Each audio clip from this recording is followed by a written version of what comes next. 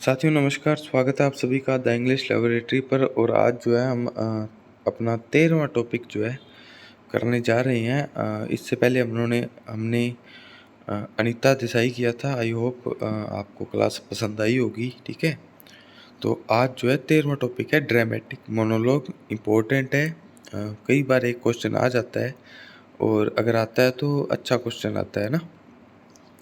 इस बात को आप ध्यान रखिएगा। अगर आपने चैनल सब्सक्राइब नहीं किया तो सबसे पहले तो चैनल सब्सक्राइब करें। ठीक है, और टेलीग्राम पे नहीं जुड़े हैं तो जुड़ जाएं। और टेस्ट सीरीज़ लेनी हो या बुक लेनी हो, ये जो आप पढ़ रहे हैं, या फिर ग्रामर वाली लेनी हो, है ना, ऑब्जेक्टिव रैन एंड मार्टिन लेनी हो, तो एप्लीकेशन डाउनलोड करके वहाँ से परचेज़ कर सकते हैं। टेलीग्राम, यूट्यूब और एप्लीकेशन जो है प्ले स्टोर पर, तीनों इसी नाम से है, द इंग्लिश लैबोरेटरी। ठीक है, और आपकी कोई भी फीडबैक हो, कोई भी बात पूछनी हो, आप कमेंट सेक्शन में पूछ सकते हैं। ठीक है, चलो अब जो है अपनी वीडियो को स्टार्ट करते हैं। साथियों, dramatic monologue is a type of poem. ये एक प्रकार की कविता होती है which was famous by Robert browning.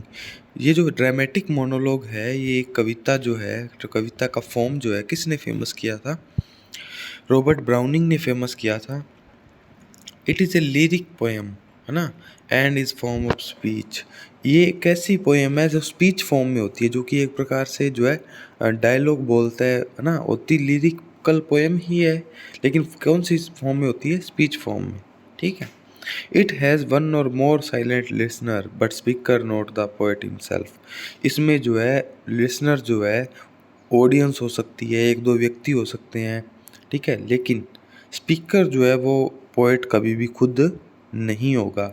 ये बहुत ही टिपिकल चीज़ें हैं, लेकिन मैं आपको आसान करके बता रहा हूँ इन चीज़ों को।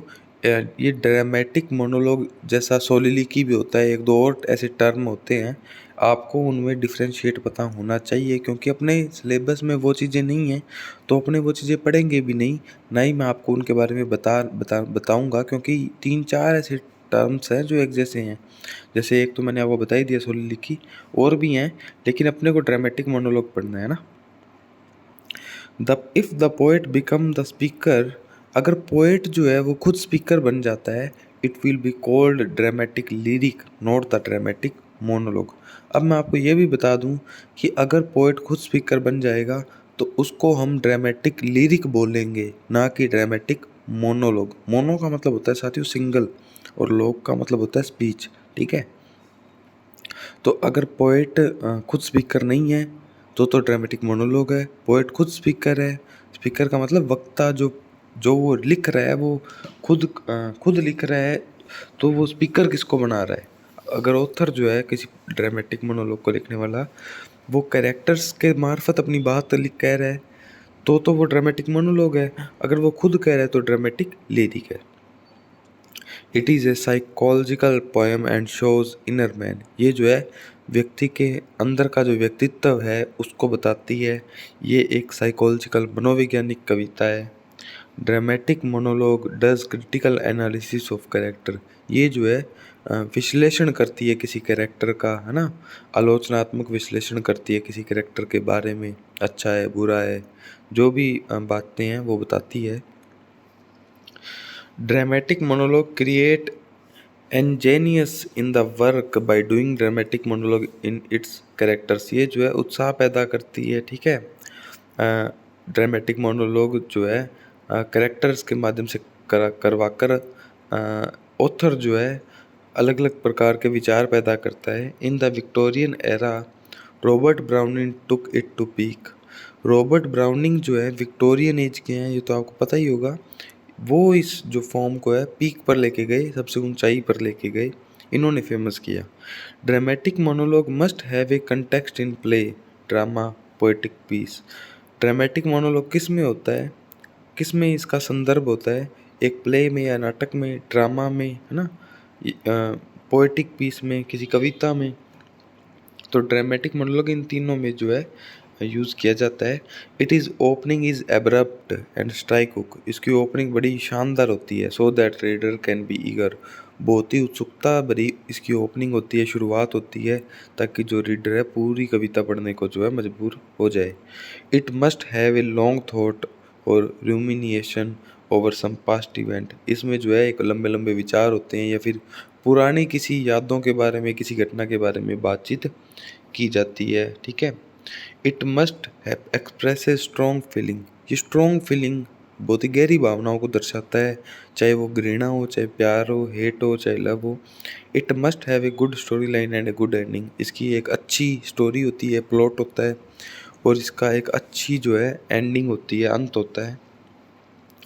It has assumption that no one is listening the speaker. ऐसा मानना पड़ता है कि उस जो स्पीकर जो है उसको कोई भी सुनने वाला नहीं है, यानी जो लिसनर है वो साइलेंट है, बिल्कुल भी बोल नहीं रहे।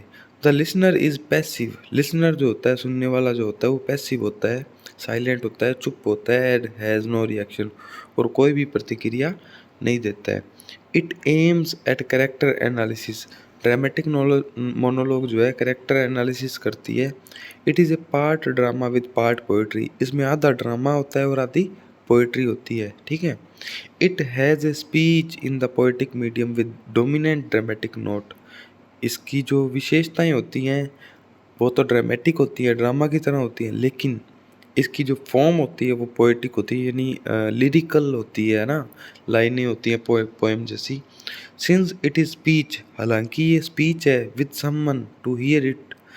हालांकि ये जो स्पीच है, कथन है, भाषण है किसी के साथ बोलने के लिए, लेकिन फिर भी जो है no reaction from his side.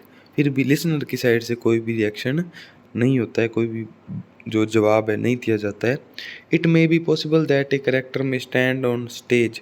ये भी हो सकता है कि कोई पात्र जो है, कोई व्यक्ति जो है, कोई कैरेक्टर जो है किसी वर्क का स्टेज पर खड़ा हो जाए जब इसको प्ले किया जाए ड्रामा में, and eloquently deliver speech before audience. और अपना जो कथन है, अपनी जो भाषण है, एक इलेक्वेंट का मतलब होता है अच्छी तरह से बोलना, या सु स्पीच कह सकते हैं अपने, सुवक्ता, ठीक है। अपनी जो स्पीच है ऑडियंस के सामने दे, ये भी जो है ड्रामेटिक मोनोलॉग कहलाएगा। Character speech is on a specific situation and critical movement. Character की जो स्पीच है किसी खास अवसर पर होती है, एंड क्रिटिकल मूवमेंट बहुत ही कोई जो विशेष जो मुद्दा है, कोई टिपिकल जो है उस मुद्दे पर, क्रांति पर जो है ड्रामेटिक मोनोलॉग दिया जाता है। There are 3 types of dramatic monologue. Dramatic monologue भी 3 प्रकार के होते हैं, रोमांटिक, फिलोसॉफिकल, साइकोलॉजिकल, ठीक है। एंड सॉरी, पहला तो था रोमांटिक, है ना, दूसरा था फिलोसॉफिकल या साइकोलॉजिकल, तीसरा था conversational, okay. Robert Browning, Tennyson, Dante, Rossetti, T S. Eliot are some famous writers of known for dramatic monologue. ये जो रॉबर्ट ब्राउनिंग है, अल्फ्रेड लॉर्ड टेनिसन है, दांते हैं, रोजेटी है, टी.एस. एलियट है, ये सब जो है ड्रामेटिक मोनोलॉग के लिए बहुत फेमस है, इन्होंने बहुत ज़्यादा लिखे, ठीक है। अब इम्पोर्टेंट वर्क्स पे बात कर लेते हैं और इसके साथ ये आपका टॉपिक जो है कंप्लीट हो जाएगा। सबसे पहला इम्पोर्टेंट वर्क है यूलिसस। कौन सा? यूलिसस। अल्फ्रेड लॉर्ड टेनिसन ने लिखा था, 1842 में लिखा था।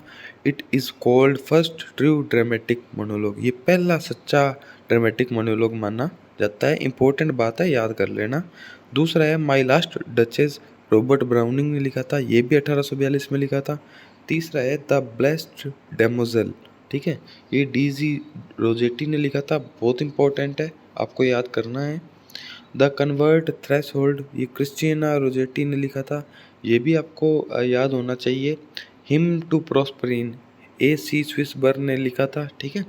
The Ravan, Edgar Allan Poe ने लिखा था, अमेरिकन थी, ठीक है। साथियों, ऐसा नहीं है कोई वर्क एक ही प्रकार की फॉर्म में आता हो, आप ये जो एग्जाम्पल्स हैं अलग अलग फॉर्म में भी देख सकते हो, लेकिन आपको पता होना चाहिए भी कि कोई पर्टिकुलर वर्क है वो कौन सी फॉर्म उसकी है, ठीक है। मेरा जो कहने का मतलब वो ये है, मान लो जो द रावण है एडगर एलन पो का, हो सकता है वो एग्जिस्टेंशियलिज्म से संबंधित भी हो सकता है, बता रहा हूँ फॉर एग्जांपल, ठीक है। The gift of the Harun al Rashid, Harun al Rashid का जो गिफ्ट, ये जो वर्क है the gift of Harun al Rashid, ये W.B. यीट्स ने लिखा था। The love song of J. Alfred Prufrock, ठीक है, गारंटियो, T.S. एलियट ने, मोस्ट इम्पोर्टेंट है, ठीक है। ड्रोवर्स बीच मैथ्यू आर्नोल्ड ने लिखा था। लोटस ईटर यूलिसस थाइथोनस, ठीक है, ये टेनिसन ने लिखे थे, एल टेनिसन ने। Fra Lippo Lippi Caliban upon Setebos soliloquy of Spanish cloister Porphyria's lover the bishop orders his tomb Andrea del Sarto, ये सब जो है रॉबर्ट ब्राउनिंग लिखे थे, क्योंकि रॉबर्ट ब्राउनिंग ने ही ड्रामेटिक मोनोलॉग जो है ज़्यादा लिखे थे और इन्होंने ही जो है फेमस किए थे। और इसी के साथ जो है साथियों आज का अपना जो टॉपिक था ये कंप्लीट हो जाता है। आपको क्या करना है, ये सारे वर्क्स जो हैं याद होने चाहिए, उसके बाद आपको ये विशेषताएं पता होना चाहिए ड्रामेटिक मोनोलॉग की, है ना। तो कुछ ज़्यादा चीज़ें नहीं है तो ले दे के वही चीज़ें, लेकिन क्या है एक्चुअली में बच्चे याद नहीं कर पाते हैं, वर्क्स याद नहीं कर पाते हैं, विशेषताएं याद नहीं कर पाते हैं, है ना। तो कई बच्चे कहते हैं कि सर आप थोड़ा सा वीडियो में बोल दोगे तो थोड़ी सी हमें मदद मिल जाती है। ऐसा होता भी है साथियों, थोड़ा सा अगर अपने यहाँ कानों में सुन लें, देख लें तो इन चीज़ों में मदद मिलती है। और यही जब नोट्स आप पढ़ोगे, जो आप बुक्स मंगवा रहे हो और तब उनसे पढ़ोगे तो आपके लिए थोड़ा सा बिल्कुल हमेशा के लिए आसान रहेगा। ये बात तो डेफिनेटली मैं ये कह सकता हूँ, है ना।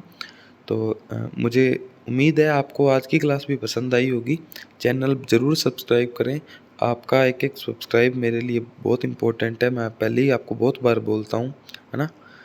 ठीक है, तो सब्सक्राइब कर देना जल्दी, अपने को 1000 सब्सक्राइबर करने हैं। मैं आपके लिए रीट का, सीईटी का और भी जितने भी एग्ज़ाम्स हैं, सेकंड ग्रेड फर्स्ट ग्रेड सब में जितने भी इंग्लिश आती है, मैं कोशिश करूँगा कि इस चैनल पर बैचेस शुरू कर दिए जाए फ्री, ताकि अफोर्डेबल एजुकेशन का जो मेरा विज़न है, जो मेरा मिशन है ना, इंग्लिश की अफोर्डेबल एजुकेशन का, वो मैं पूरा कर सकूँ। अगर कोई जीके का साथी भी साथ देगा तो जीके की भी शुरू कर देंगे, लेकिन हाँ मोड रेगुलर ही होगा, मतलब एक अनुशासित ढंग से क्लासेस दे। क्योंकि मैंने देखा कि कोई भी यूट्यूब चैनल जो है एक अच्छे वे में जो है कंटिन्यू होकर क्लासेस नहीं दे पा रहा है, ठीक है। तो मैं उम्मीद करता हूँ कि मैं इसको पूरा कर पाऊँगा, भगवान मुझे इतनी शक्ति दे। ठीक है साथियों, टेलीग्राम वगैरह पे जुड़ जाना, इसी नाम से है द इंग्लिश लेबोरेटरी। तो मिलेंगे किसी नए बात के साथ, किसी नए मुद्दे के साथ, किसी नई क्लास में। तब तक के लिए राम राम, जय हिंद।